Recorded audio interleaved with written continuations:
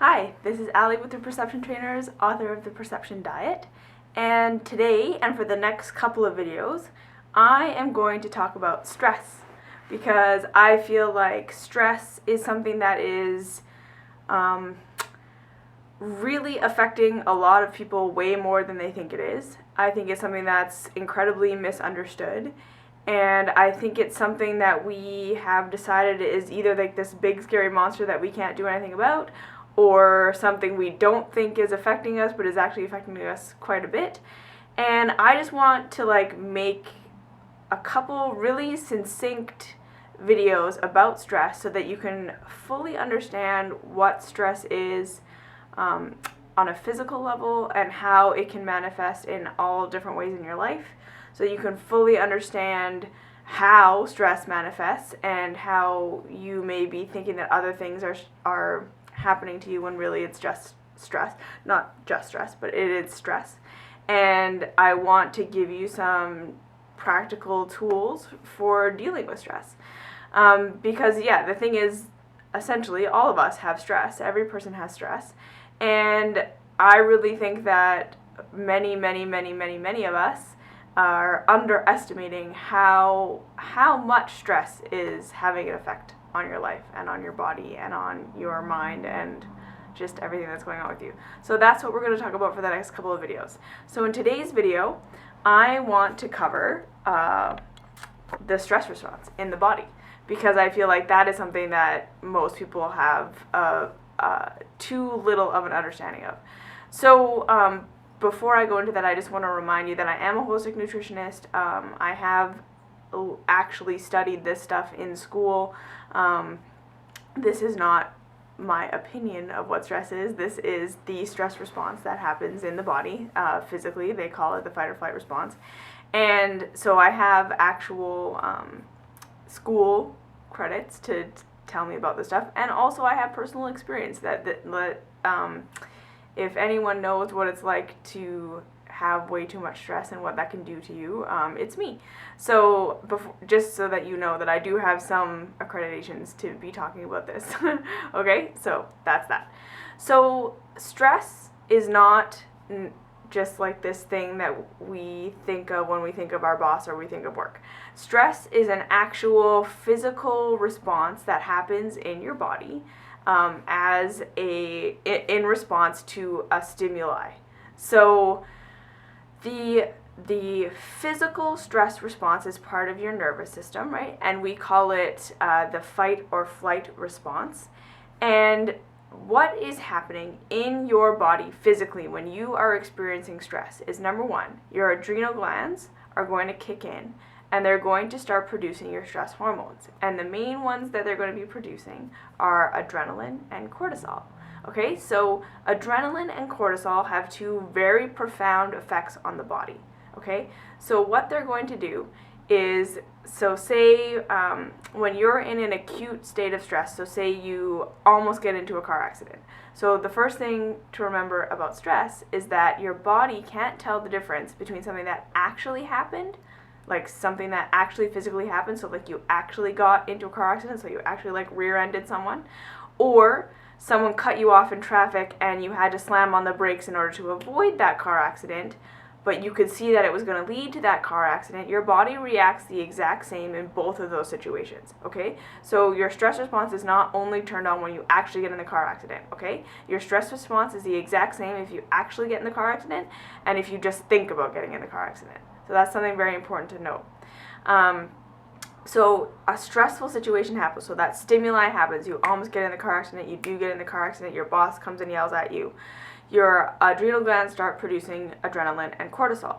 So what these two hormones do is they are going to shut down your salivary glands, they're going to shut down your digestive juices, they're going to shut down your digestion. So not necessarily shut down as in turn off, but it's going to drastically reduce these functions, okay? It's going to drastically reduce peristalsis, which is the muscular contractions that moves food through your digestive system.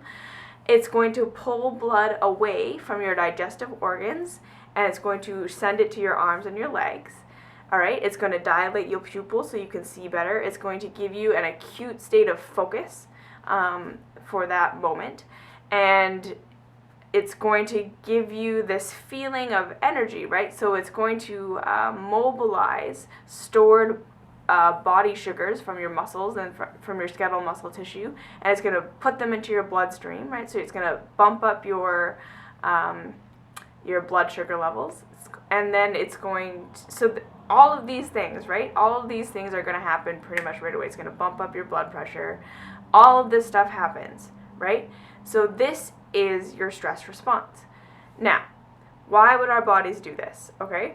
So first thing to remember is that the stress response was something that we developed when we were walking around in the jungle, and we needed it. So when we were walking through the jungle looking for some berries to eat and a lion appeared in our sight that was going to come run and get us, that stress response was so incredibly important for our survival. Okay, so shutting down all digestive functions, because that stuff is not important in the moment, right? Digestion does not take priority over running away from a lion, right? For your survival, digestion is less important than getting away. So that's why your digestion gets shut down. Moving blood to your arms and legs to give you the power to fight or flee, right? Fight or flight. Increasing your blood pressure, increasing your blood sugar levels. All of these things are going to help you have the energy and the strength and like the superhuman ability and the superhuman focus to either fight whatever attack is coming to you or run away. And so the body developed this fight or flight, this stress response, as a way of surviving when we were walking around in the jungle. And so it's important to understand that the stress response isn't this thing that our body is doing that's ridiculous, right? It made a lot of sense back in the day. But now we live in a world where we're not under physical threat anymore. Most of us don't walk around with the risk of getting attacked by a lion, or our lives are not at stake in that way anymore. However, we have these amazing brains that can interpret things that happen in our life as a threat that turns on this physical stress response. So when you get yelled at by your boss, for instance, that is obviously not a physical threat in the moment, like your boss is going to bite your head off, literally. Like, you are not going to die by getting yelled at by your boss. But because our brains are wired the way that they are, getting yelled at by your boss to your body is still a physical threat to your survival. Because what's going to be happening is you get yelled at by your boss, and your brain has the ability to short circuit all of these different thoughts, so that you don't necessarily have to think all the way through what's happening. But getting yelled at by your boss can mean, he's mad at you, you've done a bad job, you're going to continue to do a bad job, your boss is going to continue to be mad at you, and then you're going to get fired, then you're going to have no money, then you can't eat, and then you're going to die. So you see how we have these situations in our life, in our modern life, that our bodies and our brains are still interpreting as a physical threat, as a threat to our survival. So we almost get in the car accident, that's a threat to your survival. You may not think of it that way because your brain, we have this forebrain that is so good at short-circuiting and rewiring what we're thinking in order to make things make sense for us. And I've talked about this in other videos, but the reason that your body does that, the reason that your brain does that has those short-circuiting, is because when we were wandering the jungle, we didn't have time to sit there and be like, a lion. That lion has really sharp teeth. That lion has really pointy claws. That lion needs to eat flesh for its dinner. That lion is running towards me. Okay, I think that lion wants me to be its dinner. I think I need to get away from this lion, or maybe I need to fight from this lion, or what should I? We didn't have time for that. Okay, we didn't have time for all of those thoughts. We need to be able to be walking, see the lion, and like turn on a dime, or start fighting immediately, right? So our brains develop the ability to sense a threat and immediately put that response in without our brains having to think it all the way through. And our bodies and our brains are still doing that today. Okay, so that's what you need to understand. The stress response that saved us from the lion, Everything that I explained that happens to you physiologically still happens in your body no matter what kind of stress you're under. Your baby wakes up crying in the night and you don't know what's wrong with it. That stress response is going on in your body, okay? So we don't have a different stress response now that life is totally different than it was when we developed our stress response, okay? It's the exact same stress response, and our brains are short-circuiting everything so that we can immediately have that response. And so that is the short-term stress response. And then again, if we were out in the wild, we would have those periods of stress, those short, intense periods of stress, and then we would have a period of resting and recovering where our body could go back to homeostasis, okay? So where the blood would rush back to our digestive organs, our digestion would turn back on again, we would calm down, right? All of these things would reverse. Saliva gets produced again, pupils get smaller, we become able to focus on larger things, our minds chatter slows down, all of that stuff, right? And the thing to understand is that most of us now are not having acute states of stress and then recovery. Most of us are having stress. And our bodies were not designed to be producing stress hormones over and over again. We were not designed to be having a stress response that is almost continual. And so what happens to our bodies now when our stress response is being activated over and over again? So like you wake up in the morning, your alarm clock goes off, that's stress. You think about all the things you have to do today, that's stress. You drive through traffic, that's stress. You get to the work and you have a million emails, that's stress. So we're stressed all day long. So what starts to happen is this stress response becomes we're getting overtaxed and overburdened with it. So we're overproducing cortisol, overproducing adrenaline. And this has some really, really strong negative effects on the body when we are in that state of stress over like a long period of time. And that is what I'm going to talk about in the next video. But for this video, I just wanted you to understand the actual physical, what is happening in your body when you are under stress. I need you to understand that stress is stress. It's perceived stress or it's actual stress, doesn't matter.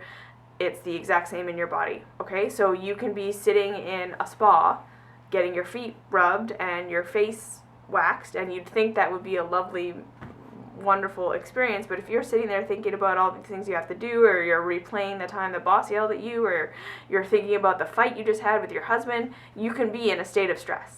Okay, you can be activating your stress response while at the spa or while you're, just taking a walk.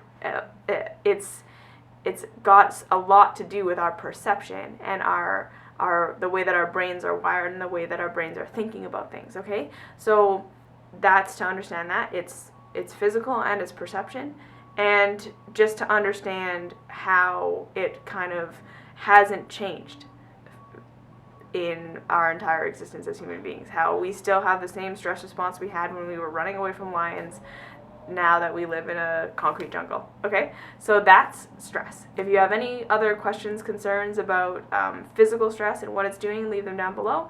And in the next video, I'm going to talk about how stress manifests in the body, mind, and your emotions when it's activated way too often, and what chronic stress looks like, so that you can start to think about if maybe you are someone who is dealing with chronic stress.